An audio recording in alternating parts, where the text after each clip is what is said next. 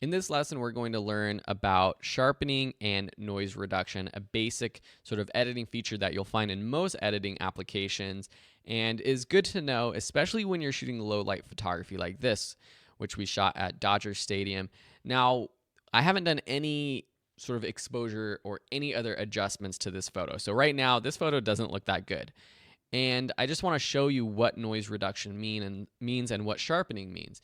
You can also zoom into your photos with this sort of zoom bar up here. So I just want to show you that because this way I can zoom in, click and drag around, and we can really see the noise that's in this photo. You can see even shooting with the A7R III, a professional camera that has great low light capabilities, you do get some of this noise. I mean, it's pretty amazing how much detail you have shooting from so far away. I mean, if we zoom in all the way, you got the Dodger Stadium logo, State Farm Spectrum. It's still pretty darn sharp.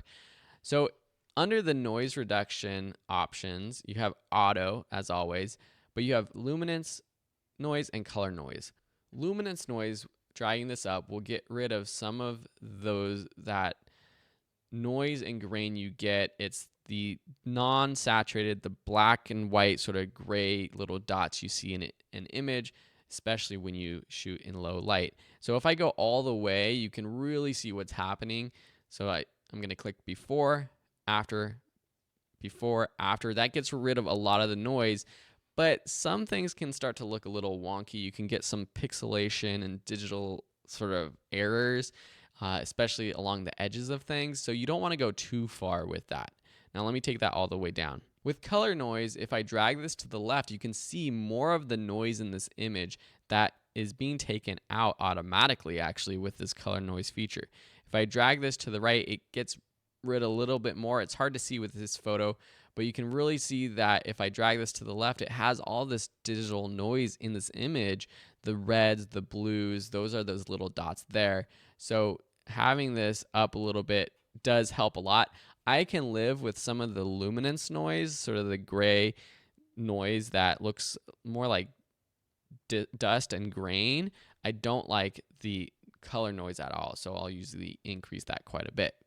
The detail slider is sort of similar to sharpening in the sense that it actually adds a little bit of grain or digital noise to it to bring out some of the details. Now I'm zoomed in. Let me zoom out all the way.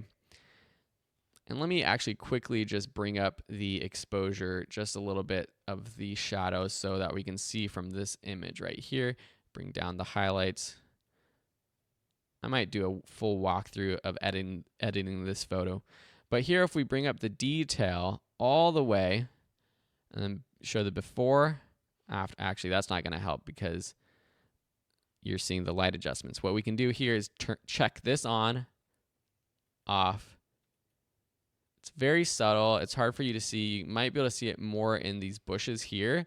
You see more of the details with that detail slider up, off, on. And that's a quick way to turn any specific adjustment on or off is this check mark over here. So if you want to add a little bit more detail, especially for landscape photos, increasing this detail slider is good. Generally, I shy away from dragging all the way up. You'd never really want to drag everything too crazy unless you're getting experimental. But adding a little bit of detail to the edges of things can help. That is similar to sharpening. So let me go back in here, zoom in, drag it down here so we can see our stadium here.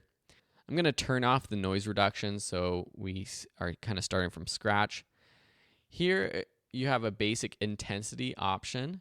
So if we drag this up, it's going to make the edges of things a little bit more sharp, or try to. So again, I like to go all the way to show you what's happening, not necessarily to show you what I would do, but if I turn this on and off now, off, on, the edges of things get a little bit more sharp.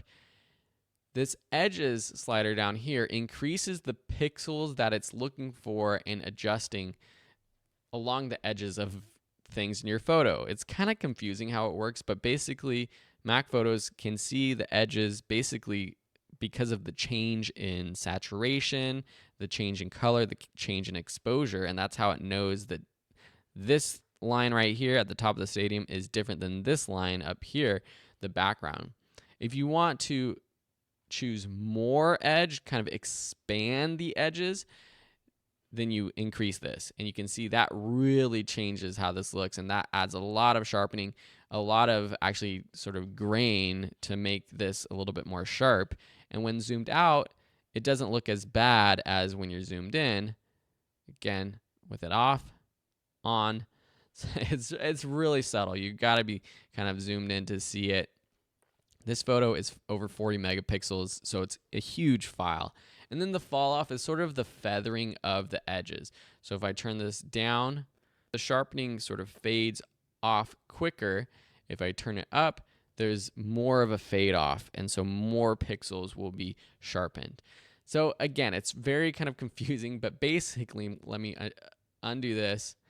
It has sort of the preset adjustments that are pretty good, standard for photos. Increasing this will make edges more sharp. That's basically all you need to know. But know that as you increase the sharpness, it's actually adding a little bit of noise to it. So if you want to get rid of noise, you're kind of combating the sharpening that you're adding. So you kind of have to balance both of them. But as you increase noise reduction, things are actually getting a little bit softer. With this image, it's really hard to tell because it's such a high quality image. But that's your basic noise reduction and sharpening features in Mac Photos. Let me know if you have any other questions. In the next lesson, we're going to be looking at more stylistic edits, such as adding vignettes and adding more contrast and things like that.